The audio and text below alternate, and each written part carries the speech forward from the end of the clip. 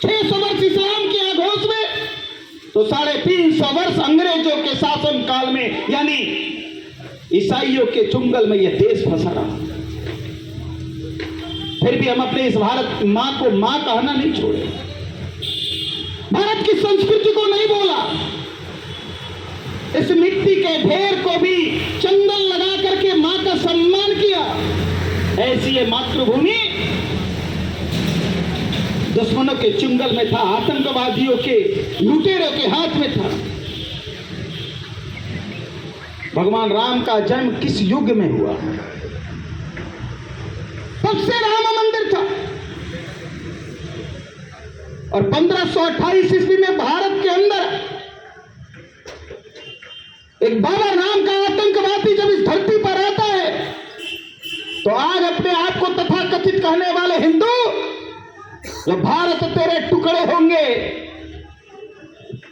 भारत को टुकड़ों में बांटने का संकल्प लेने वाले उस समय भी तथाकथित हिंदू थे। और उस समय जब 1528 ईस्वी में जब बाबर का शासन था इस भारत की भूमि पर, जब भारत की भूमि पर बाबर जब आया, तो उस समय के तथाकथित हिंदुओं ने कहा, बाबर भारत की भूमि पर अपना आधिपत्य स्थापित करने चले हो, ये संतों की भूमि है, राम को अपना आराध्य मानने वाले ये लोग हैं, ये साधारण धरती नहीं है।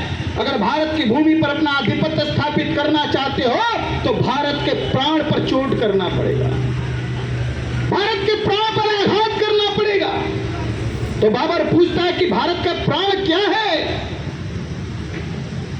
तो उस समय के तथाकथित हिंदू, जो हिंदू मियां भाई भाई आपस में काहे को लड़ाई कहने वाले लोगों ने कहा कि भारत का प्राण अवध की भूमि है, जहां राम ने जन्म लिया, खेले बड़े, पले बड़े, राम राज्य की स्थापना की। उस भूमि को अगर विनष्ट करोगे तो भारत की भूमि पर अपना आधिपत्य स्थापित कर लोगे, भारत की भूमि पर अपना शासन स्थापित कर लोगे। बंधु, आपको जान करके